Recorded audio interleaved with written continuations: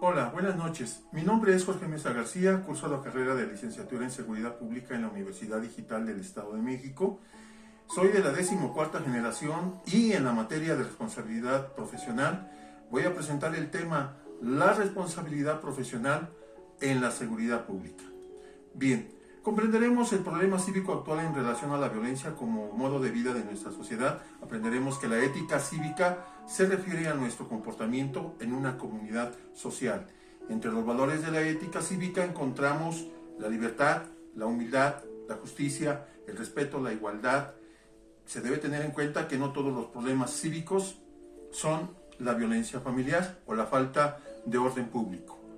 Entre los problemas éticos cívicos más importantes encontramos la comunicación, la globalización, la pobreza, las migraciones, el ecologismo y la conciencia social y la situación electoral política.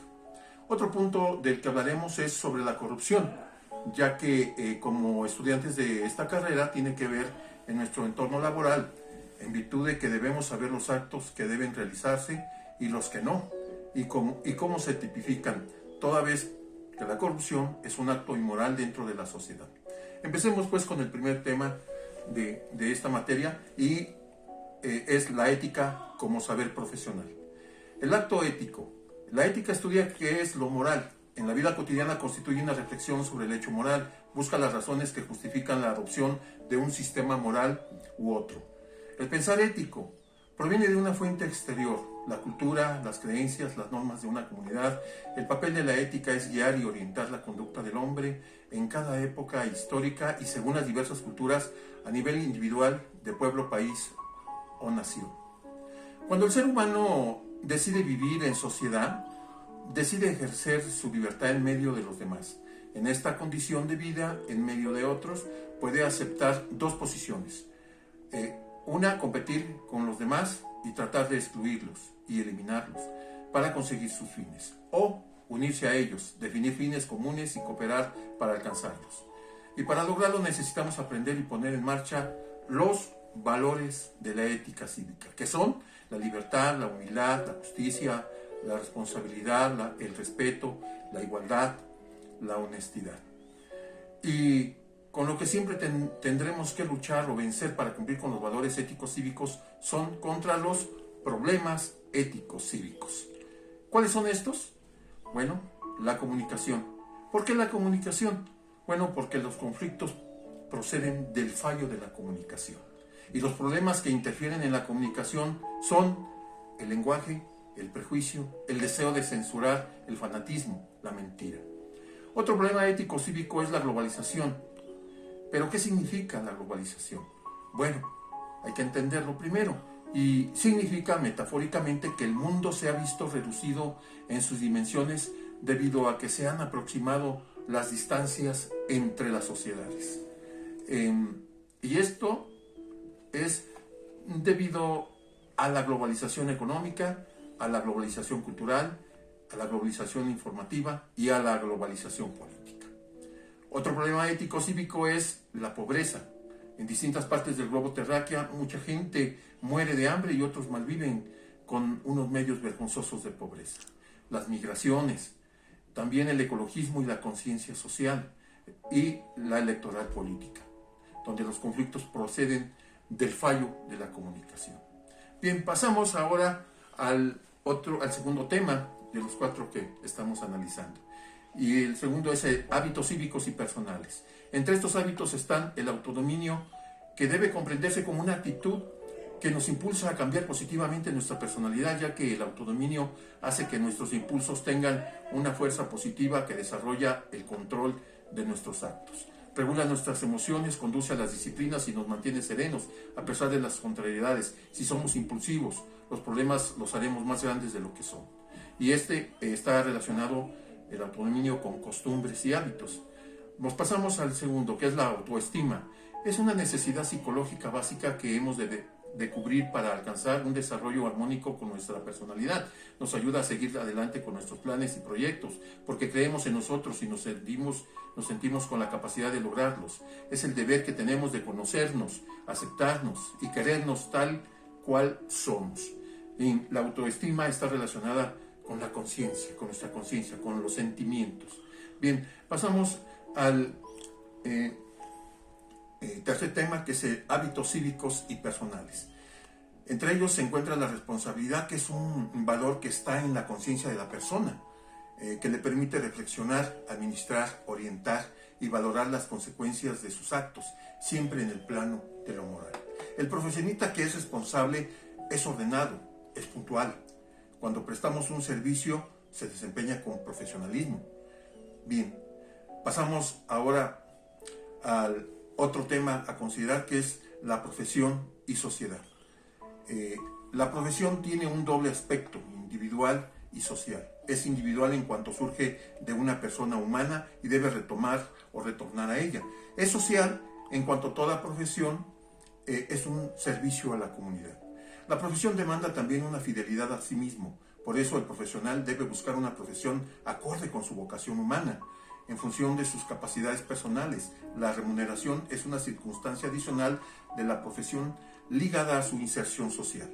Vamos a ver 4 puntos importantes que hay que tener presentes en este tema de profesión y sociedad. 1. Profesión y vocación.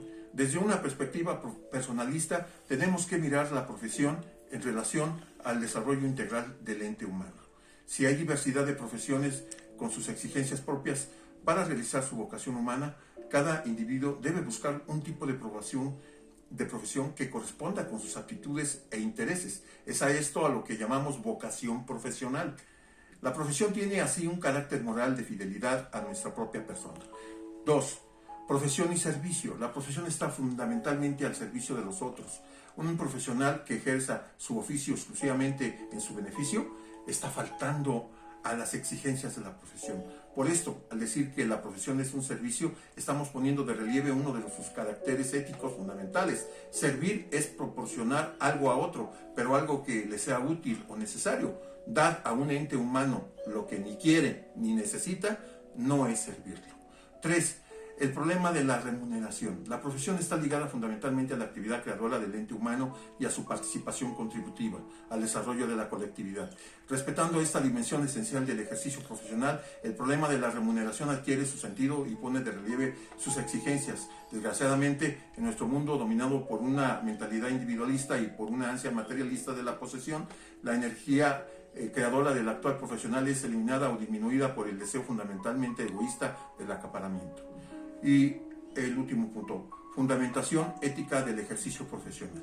El profesional se desliga de la autenticidad del ejercicio profesional para venderse en el mercado social del prestigio. Elegir a la ligera es quizás elegir contra nosotros mismos. No toda profesión es enriquecedora para cada individuo concreto. Para cada individuo existe solamente cierto tipo de carreras dentro de cuales puede desarrollar sus potenciales básicas. Corrupción. El último punto que vamos a ver de los 4 temas. Corrupción, realidades y alternativas. Consiste en el abuso del poder para beneficio propio. Puede clasificarse en corrupción a gran escala, menor y política, según la cantidad de fondos perdidos y el sector en el que se produzca. El autor González, en su obra 2005, define la corrupción como la transgresión que hace el funcionario público de la ley para obtener un beneficio personal. La corrupción es un síntoma que se da mucho en el gobierno. La ilegalidad es paradójicamente la norma y la conducta que debe realizar el funcionario. Tipos de corrupción. Pues tenemos la extorsión, el soborno, el peculado, la concusión, con las colusiones y el fraude. La corrupción facilita a menudo otro tipo de hechos criminales como el tráfico de drogas, el lavado de dinero y la prostitución ilegal, aunque no se restringe a estos crímenes organizados y no siempre apoya o protege a otros criminales. Gobernantes corruptos de México, como ejemplo de esto, bueno, tenemos al exgobernador de Veracruz, Javier Duarte, quien fue detenido en Guatemala, ya que existía una orden de aprehensión en su contra por 2 delitos: operaciones con recursos de procedencia ilícita y delincuencia organizada. Es responsable de encabezar una red delictiva que permitió desviar al menos 223 millones de pesos provenientes del erario público. Otro gobernante es Emilio Lozoya, exdirector de Petróleos Mexicanos, señalado en una investigación por presuntos sobornos de la empresa Odebrecht y está acusado en México de recibir al menos 10 millones de la constructora brasileña. Otro de ellos es el expresidente Enrique Peña Nieto, donde la Secretaría de la Función Pública ha interpuesto 33 denuncias ante la Fiscalía General de la República por presuntos actos de corrupción, entre ellos el de la llamada Casa Blanca, vinculada precisamente junto con su ex esposa Angélica Rivera. Tratamiento del problema de corrupción, conclusiones y comentarios personales de estos 4 temas abordados en esta actividad, y empiezo con primero, que es la ética como saber profesional. Aprendimos lo importante que es la convivencia social para vivir mejor, con una vida más plena, más cómoda y más duradera. Esta puede alcanzarse si aprendemos a convivir en sociedad, ya que requiere de esfuerzos para lograr una convivencia justa y de los valores que guían nuestra conducta. Nosotros, como estudiantes de seguridad pública, debemos comprender a la sociedad e integrarnos en sus diferentes entornos para entender sus problemas, aplicando nuestros valores éticos que serán primordiales para el buen desempeño de nuestras funciones. Hábitos cívicos y personales, el segundo tema. Me queda claro que el autodominio es parte fundamental que lo desarrollemos y sea parte de nuestra vida cotidiana, así como en lo laboral, ya que en ocasiones se presentarán situaciones que puedan salirse de control al estar desempeñando nuestras funciones. Sin embargo, no podemos dejar atrás la autoestima, ya que esta nos hace sentirnos seguros de sí mismos para cumplir con nuestras metas y proyectos. Profesión y sociedad, el otro tema. A modo de conclusión, podemos resumir nuestro análisis diciendo que la profesión es una actividad humana y que no adquiere su pleno sentido sino al ser ejercida humanamente. Las diversas dimensiones de la vida personal se combinan para hacer de la vida profesional un núcleo de humanización privilegiado. La corrupción en nuestro país data de décadas atrás. Han pasado sexenios en donde se deja ver claramente que los políticos solamente luchan por el poder y la economía, que les reditúa dejándoles grandes derramas económicas a ellos y sus familias. Ejemplos claros los que citamos anteriormente y de anteriores administraciones donde han actuado y practicado la corrupción sin ningún remordimiento. Mi crítica: dentro de nuestra carrera como licenciados en seguridad pública habremos de llevar a cabo todos y cada uno de nuestros conocimientos para cumplir con la ética profesional que nos caracterizará, así como nuestros valores de respeto, igualdad y honestidad. Denunciar a quien lo haga será un buen principio para ir erradicando esta conducta tan arraigada y que las futuras generaciones no la vivan de esta manera, y así tener una conciencia limpia, entrenada, que no nos lastime por haber actuado mal. Con esto termino. Gracias. Buenas noches.